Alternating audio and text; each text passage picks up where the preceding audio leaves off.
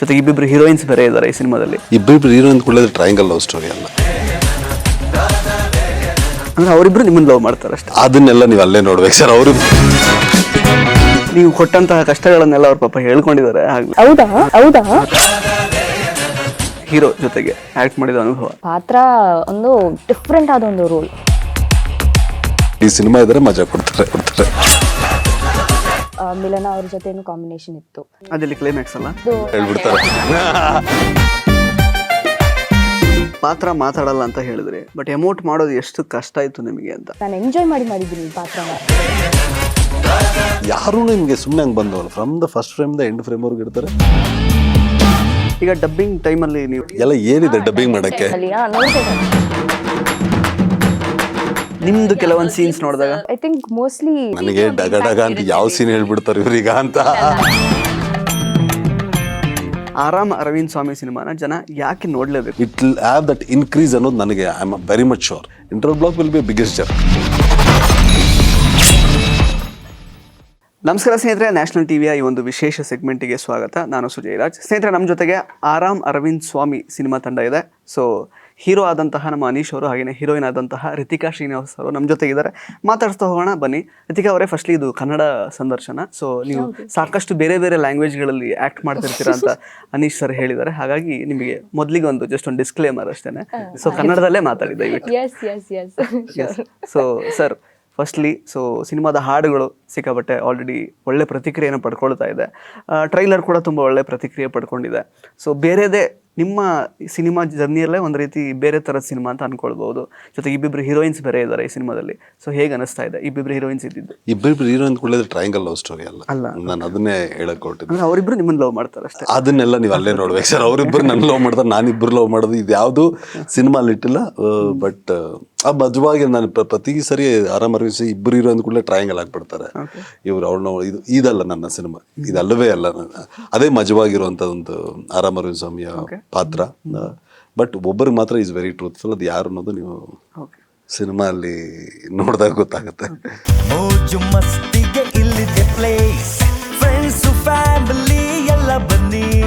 Fundoos water park, Marikanive dam ರಸ್ತೆ, ಹಿರಿಯೂರು, ಚಿತ್ರದುರ್ಗ ಜಿಲ್ಲೆ.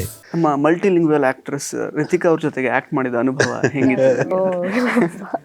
ನಾನು ಅದನ್ನೇ ಆಗ್ಲೇನು ಹೇಳ್ತಿದ್ದೆ ನಿಮಗೆ. ಅವರ ತಂದೆಯವ್ರು ಸಿಕ್ಕಿದಾಗ ಇದು ಹೇಳ್ತಾರೆ, ಇದೇ ಥರ ಇರಿ ಸರ್.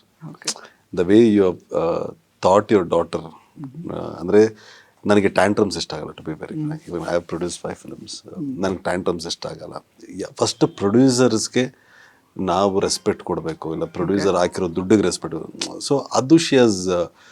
ನಾನು ಎಷ್ಟೋ ಸರಿ ಹೇಳಿದ್ದೀನಿ, ಅಮ್ಮ ನಿಂದು ಶಾರ್ಟ್ ಇಲ್ಲ, ಕ್ಯಾರವನ್ಗೆ ಹೋಗಿ ಕೂತ್ಕೋ. ನನಗೆ ಕ್ಯಾರವನ್ ಕೂರೋ ಅಭ್ಯಾಸ ಇಲ್ಲ.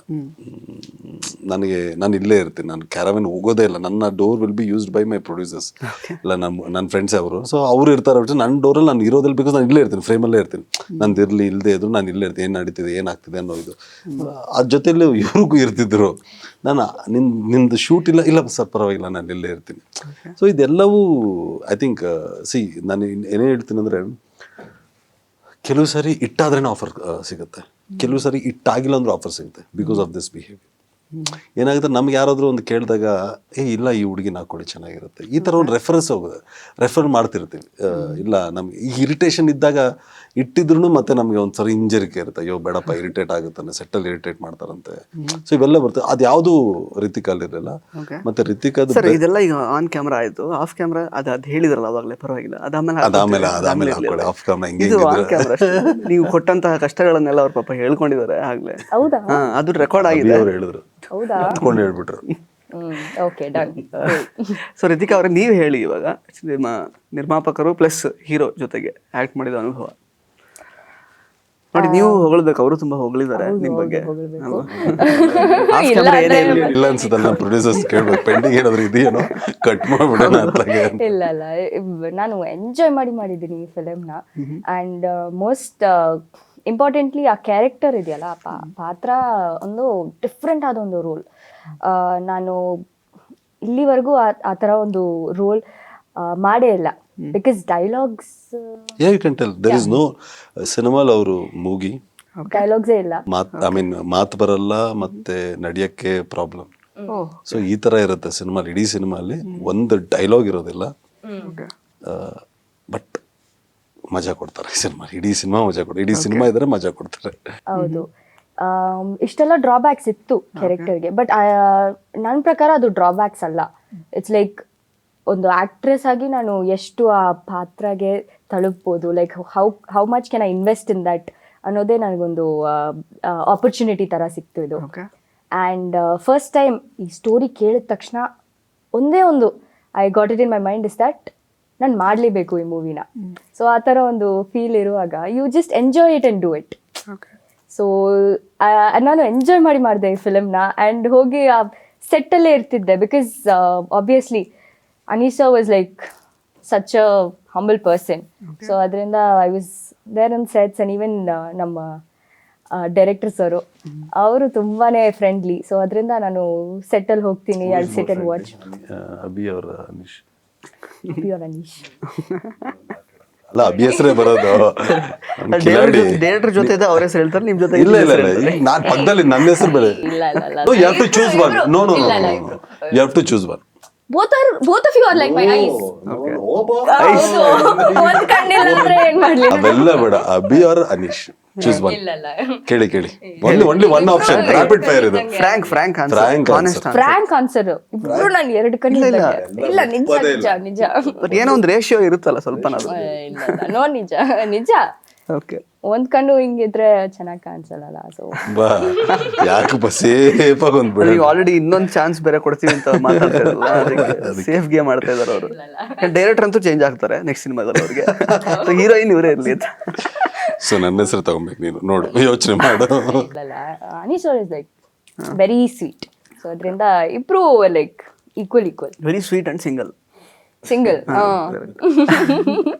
ಅಲ್ಲ, ಈ ಎಲ್ಲ ಇಂಟರ್ವ್ಯೂಲ್ಲೂ ನನ್ನ ಸಿಂಗಲ್ ಕಮಿಟೆಡ್ ಇದೇ ಆಗೋಗಿದೆ ಜಾಸ್ತಿ. ಸರ್, ಲವ್ ಸ್ಟೋರಿನೂ ಇದೆ ಸಿನಿಮಾದಲ್ಲಿ, ಸ್ವಲ್ಪ ಬೇಕಲ್ಲ ಏನಾದ್ರು ಹ್ಯಾಂಗಲ್, ಅದಕ್ಕೆ ಸೇರಿಸುವ ಅಂತ. ಮತ್ತೆ ಇಬ್ಬಿಬ್ಬರು ಹೀರೋಯಿನ್ಸ್ ಇದ್ದಾರೆ, ಬಟ್ ಲವ್ ಆ್ಯಂಗಲ್ ಇಲ್ಲ ಅಂತ ಹೇಳ್ತಿದ್ದೀರಾ, ನೋಡ್ಬೇಕು ಅದೇ ಹೇಗಿರುತ್ತೆ ಅಂತ. ಇನ್ನು ಅಂದ್ರೆ ಕಾಂಬಿನೇಷನ್ ಸೀನ್ಸ್ ಅವ್ರ ಜೊತೆಗೆ ಜಾಸ್ತಿ ಇದ್ದಿದೆ ನಿಮಗೆ ಸಿನಿಮಾದಲ್ಲಿ ಅಥವಾ ಹೇಗೆ? ಹೌದು, ಮೋಸ್ಟ್ಲಿ ಐ ಥಿಂಕ್ ಮೋಸ್ಟ್ಲಿ ಅವ್ರ ಜೊತೆನೇ ಇದ್ದಿದ್ದು. ಐ ಥಿಂಕ್ ಒಂದೇ ಒಂದು ಸೀನಲ್ಲಿ ಮಾತ್ರ I think I had a combination with ಮಿಲನ ಅವ್ರ ಜೊತೆನೂ ಕಾಂಬಿನೇಷನ್ ಇತ್ತು. ಸೊ ಅದಲ್ಲಿ ಕ್ಲೈಮ್ಯಾಕ್ಸ್ ಅಲ್ಲ, ಅದು ನಾನು ಹೇಳಲ್ಲ.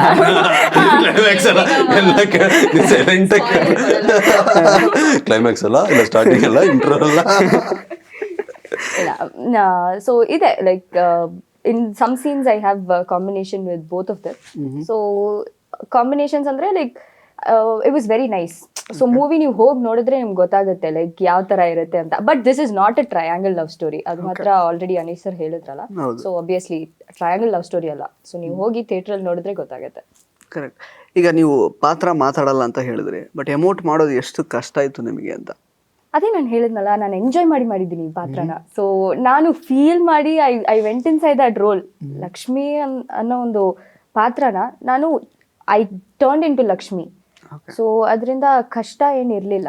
ಆ್ಯಂಡ್ ಆಲ್ಸೋ ಲೈಕ್ ನಮ್ಮ ಡೈರೆಕ್ಟರ್ ಸರು ತುಂಬಾ ಲೈಕ್ ಏನಾದರೂ ಒಂದು ಸ್ವಲ್ಪ ಎಕ್ಸ್ಟ್ರಾ ಏನಾದರೂ ಆದ್ರೂ ಅಷ್ಟೆಲ್ಲ ಬೇಡ, ಇನ್ನು ಕಡಿಮೆ ಮಾಡಿ ಸಾಕು ಹಂಗೆ ಅಂತಿದ್ರು. ಸೊ ನಂದು eyes are like very big. So ಅದರಿಂದ ಅದು ತುಂಬಾ ಓವರ್ ಎಕ್ಸ್ಪ್ರೆಸಿವ್ ಆಗಿ ಕಾಣಿಸುತ್ತೆ ಆನ್ ದ ಸ್ಕ್ರೀನ್. ಆ್ಯಂಡ್ ಅದು ನಂಗೆ ಗೊತ್ತಿರಲಿಲ್ಲ. ಬಟ್ ಅಭಿಷೇಕ್ ಅವರು ಒಂದು like whenever I use to do a scene, ಸ್ವಲ್ಪ ಎಕ್ಸ್ಟ್ರಾ ಎಮೋಷನ್ ಅದೊಂದು 1% ಹೆಚ್ಚಾದ್ರೂ ಅವ್ರು ಬಂದು ಅಷ್ಟೆಲ್ಲ ಬೇಡ, ಕಡಿಮೆ ಮಾಡಿ, ಫುಲ್ ಕಡಿಮೆ, ಸ್ವಿಚ್ ಆಫ್ ಮಾಡಿಬಿಡಿ ಅಂದರು. ಲೈಕ್ ಯಾ ಓಕೆ ಅಂತ I got into that role. And so it is very easy. Correct. ಅಲ್ಲ, ಈ ಒಂದು ಪಾತ್ರಕ್ಕೆ ಈಗ ಅವರು just she is one film old ಅಷ್ಟೇನೆ, ಒಂದು ಸಿನಿಮಾ ಕನ್ನಡ ಮಾಡಿದ್ದಾರೆ. ಫ್ರೆಶ್ ಫೇಸ್ ಬೇಕು ಅಂತ ಯಾಕೆ ಡಿಸೈಡ್ ಮಾಡಿದ್ರಿ? ರಿತಿಕ್ ಅವ್ರು before we tried lot of ಇದು ಇಲ್ಲ, ಅಲ್ಲಿ ಇರೋರ್ನೇ ಕೇಳ್ತು, ಎಲ್ಲರೂ ದೇವರ್ಲೇನೋ ಅಯ್ಯೋ ಮಾತು ಬರಲ್ಲ, ಡೈಲಾಗ್ ಇಲ್ಲ ಅದು ಬಿಡು ಅಂದ್ರೆ ನೀವು ವಾಕಿಂಗ್ ಸ್ಟೈಲಲ್ಲೂ ಕುಂಟಿ ಅಂತಿದ್ದೀರಾ. So everyone like rejected ಮಾಡಿ ಏನಪ್ಪಾ ಮಾಡೋದು ಅಂದಾಗ I think Abhi friend referred Ritika. So ಇವ್ರು ಬಂದು ಕೂಡಲೇ ಫಸ್ಟ್ ಕೇಳಿದ ತಕ್ಷಣ ಇವ್ರು ಜರ್ಕೊಡಿದ್ರು. ಫಸ್ಟೇ ಅಭಿ ಹೇಳ್ಬೇಡಿ, ನಿಮ್ ಮಾತು ಬರಲ್ಲ ಇದು ಬರಲ್ಲ ಅಂತ ಹೇಳಿದ ತಕ್ಷಣ ಇವರು ಅಪ್ಪ ನಡಿ ಹೋಗೋಣ, ಯಾಕೋ ನಾನು ಹೀರೋಯಿನ್ ಅಲ್ಲ ಅನ್ನೋ ತರ ಅವ್ರ ಅಪ್ಪ ಬಂದಿದ್ರು. ನಾನು ಲುಕ್ಕಲ್ಲೇ ನೋಡ್ತಾ ಇದ್ದೆ, ಹೋಗೋಣ ಬಾಯಿನ ಅನ್ನೋ ತರ. ದ ಮಿನಿಟ್ ಅಭಿ ಬಂದಿದ್ರ ಸಬ್ಜೆಕ್ಟ್ ಹೇಳ್ಕೊಂಡು ಹೋಗ್ಬಿಡಿ ಅನ್ನೋ ತರ ಅಭಿ ಸಬ್ಜೆಕ್ಟ್ ಹೇಳಿದ ನೆಕ್ಸ್ಟ್ ಸೆಕೆಂಡ್ಗೆ I think she was ready to do it. ಇಲ್ಲ ನಾನು ಮಿಸ್ ಮಾಡಲ್ಲ. ಸೊ ಬೇರೆಯವರೆಲ್ಲ ಕೇಳೋಕ್ಕೂ ರೆಡಿ ಇರಲಿಲ್ಲ because of this. Lot of regular ಮಾಡೋರ್ಗೂ ಅಬಿ ಅಪ್ರೋಚ್ಡ್, ಬಟ್ ಅವರೆಲ್ಲಾನು ಇಲ್ಲ ನಾವು ಮಾಡಲ್ಲ ಅಂತಿದ್ರು. But maybe it was return for Ritika. ಅದು ಎಲ್ಲೇ ಸುತ್ತಾಡ್ಬೋದು. Maybe it was return for Ritika. Cinema ಎಲ್ಲ ನೋಡಿದಾಗ ನಿಜವಾಗ್ಲೂ she has scored a lot. ಒಂದು ಡೈಲಾಗ್ ಇಲ್ಲ, ಮತ್ತು ಇಡೀ ಸಿನಿಮಾ ಕ್ಯಾರಿ ಮಾಡೋದು. ನಿಮ್ಗೆ ಒಂದು ಡೈಲಾಗ್ ಇಲ್ಲ, ಫುಲ್ ಲೆಂತ್ ರೋಲ್ ಇದು. Full length. ಯಾರೂ ನಿಮಗೆ ಸುಮ್ಮನೆ ಹಂಗೆ ಬಂದವಲ್ಲ, ಫ್ರಮ್ ದ ಫಸ್ಟ್ ಫ್ರೇಮ್ದ ಎಂಡ್ ಫ್ರೇಮ್ವರೆಗೂ ಇರ್ತಾರೆ. Full length role. ಒಂದು ಡೈಲಾಗ್ ಇಲ್ಲ, ಮಜಾ ಕೊಡುತ್ತೆ ಕ್ಯಾರೆಕ್ಟರ್. ಕರೆಕ್ಟ್. ಅಲ್ಲ ಜೊತೆ ಈ ಕ್ಯಾರೆಕ್ಟರ್ ಡಿಫೆಕ್ಟ್ಸ್ ಒಂದು ಕಡೆ, ಜೊತೆಗೆ ಈಗ ಮೇನ್ ಇನ್ನೊಬ್ರು ಲೀಡ್ ಕೂಡ ಇದ್ದಾರೆ, ಆ್ಯಕ್ಚುಲಿ ಫೀಮೇಲ್ ಲೀಡ್. ಸೊ ಅದೆಲ್ಲೂ ಕೂಡ ನಿಮಗೆ ಇನ್ಹಿಬಿಷನ್ ಥರ ಅನಿಸಿಲ್ವಾ, ಅಥವಾ ಇದು ಮಾಡಬೇಕಾ ಬೇಡವಾ ಅನ್ನೋ ಥರ? ಇಲ್ಲ, ಅದೇ ನಾನು ಸ್ಟೋರಿ ಕೇಳಕ್ ಮುಂಚೆ ಹಂಗೆ ಅನಿಸ್ತಿತ್ತು. ಬಟ್ ಸ್ಟೋರಿ ಕೇಳಾದ್ಮೇಲೆ after the script narration I was like ಇಲ್ಲ ಮಾಡಬೇಕು, because both character are very important. ಎರಡು ಕ್ಯಾರೆಕ್ಟರ್, ಲೈಕ್ ಎರಡು ಹೀರೋಯಿನ್ ಕ್ಯಾರೆಕ್ಟರ್ ಎರಡು ಇಂಪಾರ್ಟೆಂಟೇ. ಸೊ ಅದರಿಂದ ಮೂವಿಯಲ್ಲಿ ಒಂದಿಲ್ಲ ಅಂದ್ರೂ it's like the movie won't work out ಅನ್ನೋ ಥರ. ಸೊ ಅದರಲ್ಲೂ ಲೈಕ್ ಈ ಕ್ಯಾರೆಕ್ಟ್ರಲ್ಲಿ it is like very innocent, ಆ ಥರ ಒಂದು ರೋಲ್ ಇತ್ತು.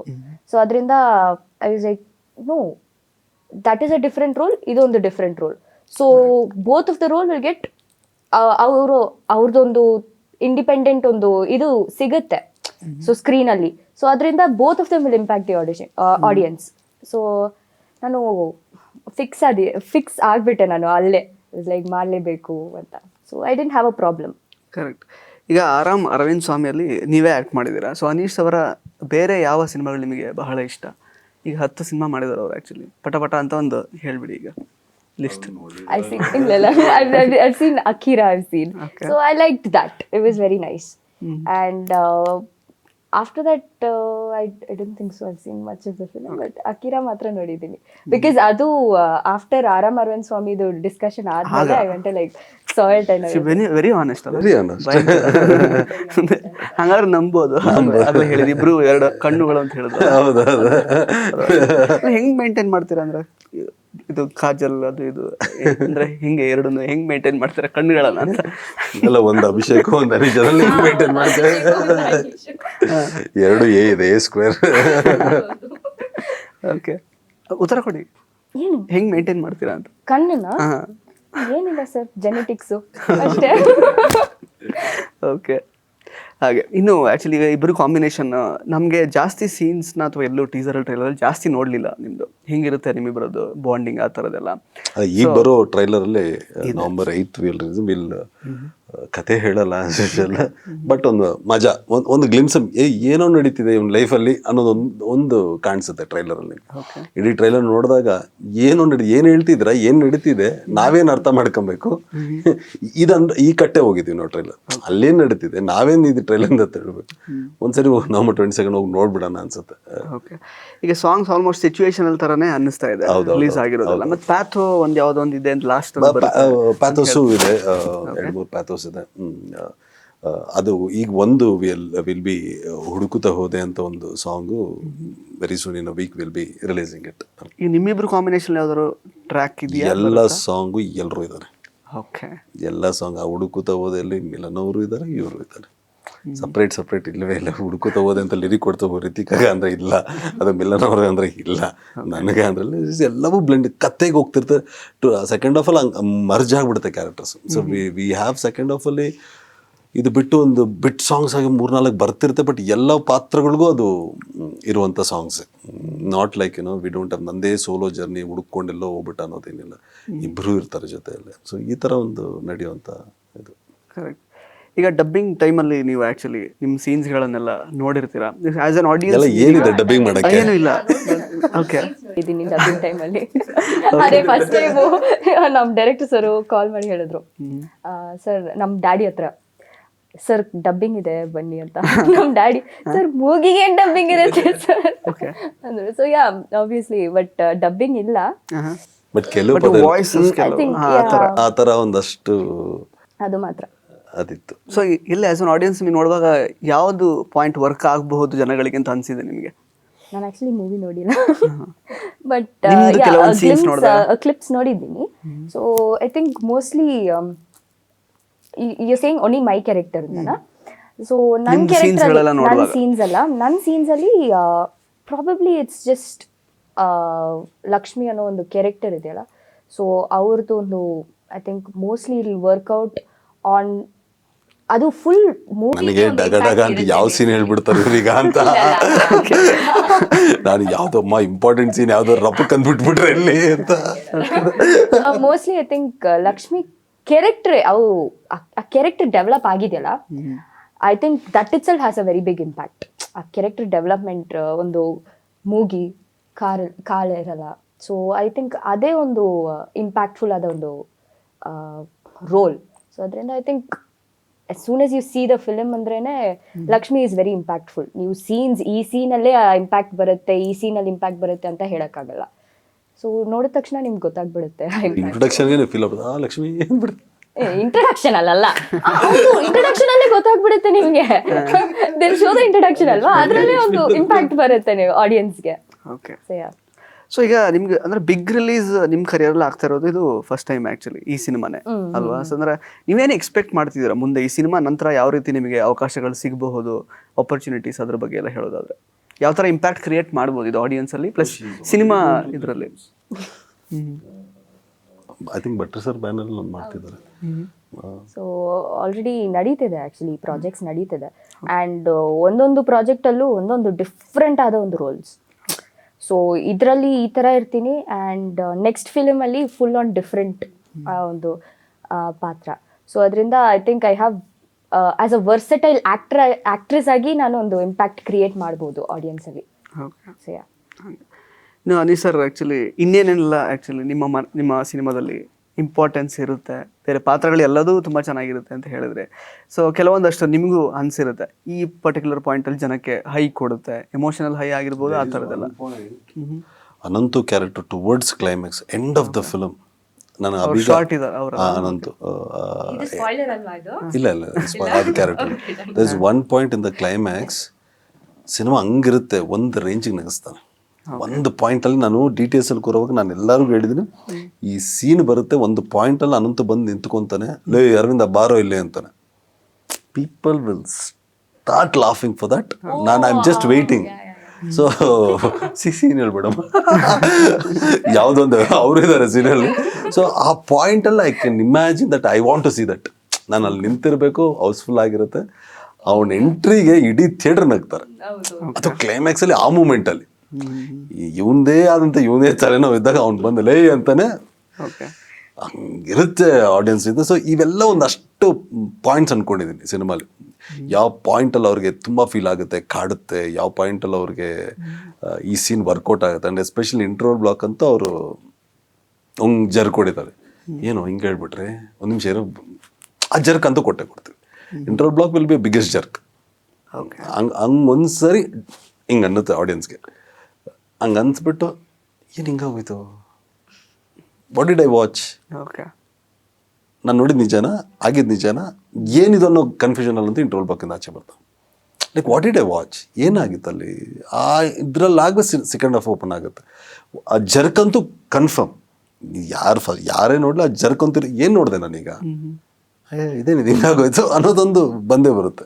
ಸೊ ಕೆಲವು ಐಸ್ ಮೂಮೆಂಟ್ಸ್ ನಾವು ನೋಟ್ ಮಾಡಿಟ್ಕೊಂಡಿದ್ದೆ ಸಿನಿಮಾಲಿ. I am excited to sit and watch with the audience. ಅದು ಕರೆಕ್ಟ್.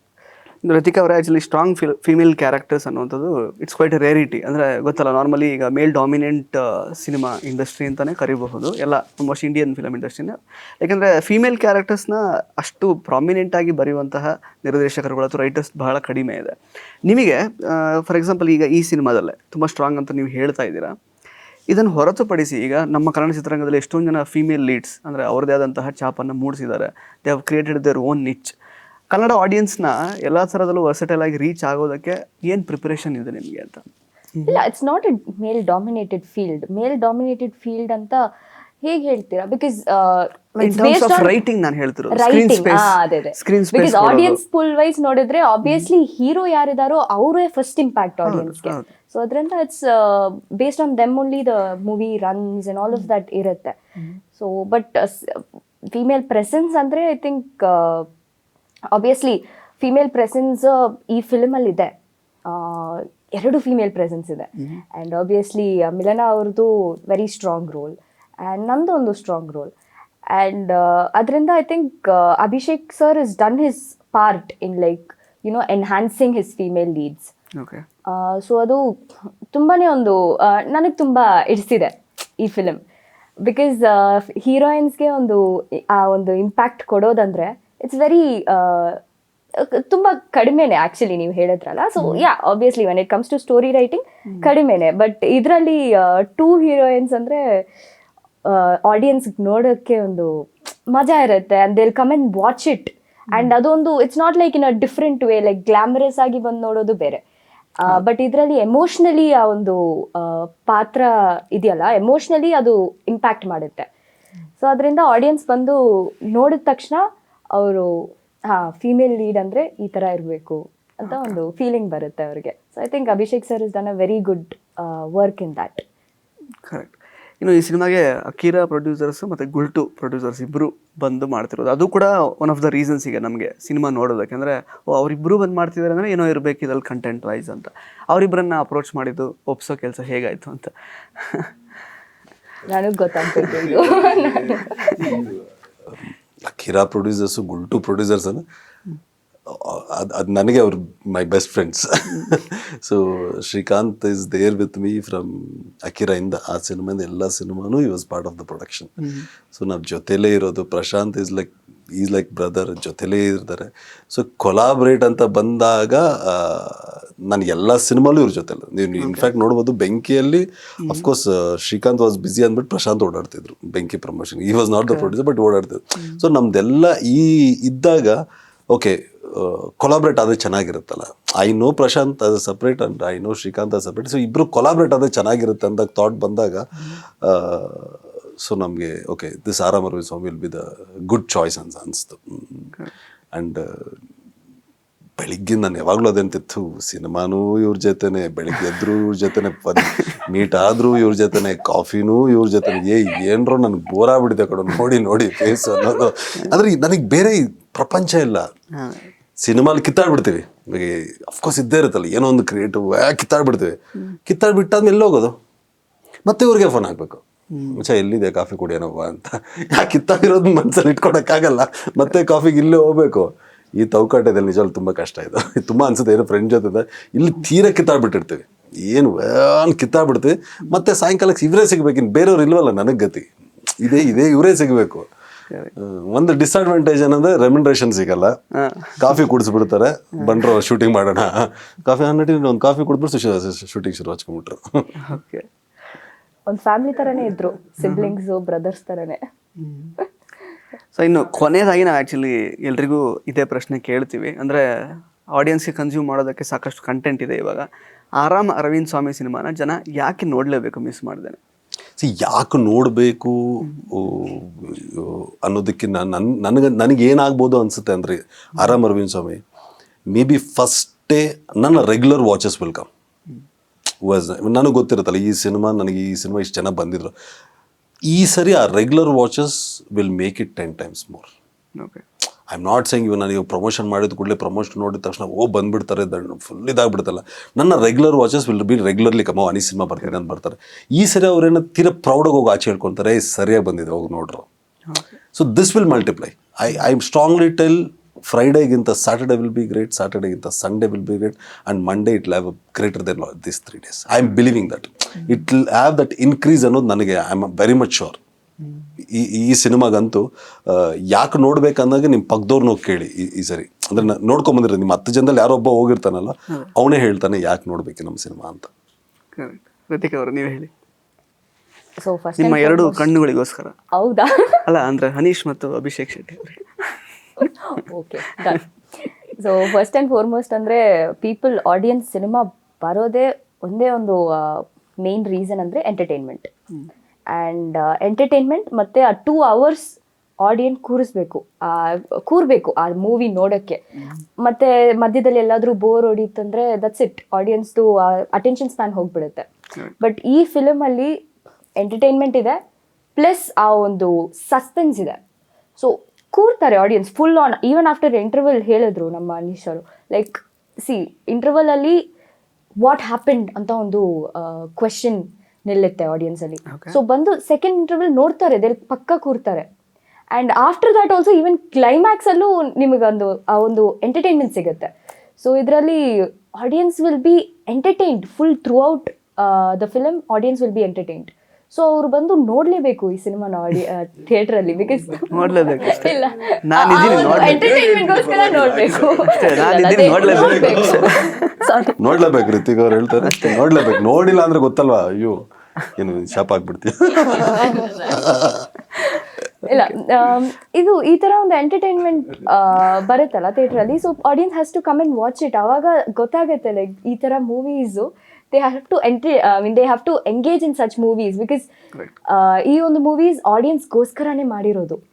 ಸಮ್ ಮೂವೀಸ್ ಇರುತ್ತೆ ಲೈಕ್ ಅಷ್ಟೊಂದು ಆಡಿಯನ್ಸ್ ಅಷ್ಟೊಂದು ಆಗಲ್ಲ ಮೂವೀಸ್ಗೆ. ಅವ್ರ ಮೈಂಡ್ ವಾಸ್ ಏನಿದೆ, ಬೇರೆಯವರೆಲ್ಲ ಮಾಡೋದಕ್ಕೋಸ್ಕರ ಮಾಡಿಲ್ಲ, ಅದೇ ಮಾಡ್ತಿದ್ದಾರೆ. ಮೂವೀಸ್ ಇರುತ್ತೆ ಲೈಕ್ ಆಡಿಯನ್ಸ್ ಬೋರ್ ಆಗ್ಬಿಡ್ತಾರೆ, ಆ ಥರ ಇರುತ್ತೆ. ಬಟ್ ಈ ಮೂವಿನಲ್ಲಿ ಐ ಥಿಂಕ್ ನಾನ್ ಆಸ್ ಅನ್ ಆಡಿಯನ್ಸ್ ಈ ಮೂವಿ ಸ್ಟೋರಿ ಲೈನ್ ಕೇಳಿದ ತಕ್ಷಣ ಐ ವಾಸ್ ಲೈಕ್ ಒಂದು ಕ್ಷಣನೂ ನಾನು ಬೋರ್ ಆಗಿಲ್ಲ. ಲೈಕ್ ಐ ವಾಸ್ ಲೈಕ್ ಹೇಳಿ ಮತ್ತೆ ಏನಾಗುತ್ತೆ ಅಂತ ಆ ಒಂದು ಕ್ಯೂರಿಯಾಸಿಟಿ ಬೇಕಲ್ಲ. ಸೊ ಐ ಥಿಂಕ್ ಆಡಿಯನ್ಸ್ಗೆ ಅದೊಂದು ಸಿಗುತ್ತೆ ಈ ಮೂವಿಗೆ ಹೋದ್ರೆ. ಸೊ ಐ ಥಿಂಕ್ ಮೂವಿ ಥಿಯೇಟ್ರಲ್ಲೇ ನೋಡಬೇಕು, because this is not a small movie where you can watch it in the television. ಆ ಒಂದು ಆಡಿಯನ್ಸ್ ಜೊತೆ ನೋಡಿದ್ರೇ ಗೊತ್ತಾಗುತ್ತೆ ಆ ಲಾಫು, ಆ ಒಂದು ಟೈಮಿಂಗ್ಸು. ಐ ಥಿಂಕ್ ನೋಡಬೇಕು audience. Correct. Thank you so much ಇಬ್ಬರಿಗೂ ಕೂಡ. ಸಾಕಷ್ಟು ವಿಷಯಗಳನ್ನು ಹಂಚ್ಕೊಂಡ್ರಿ.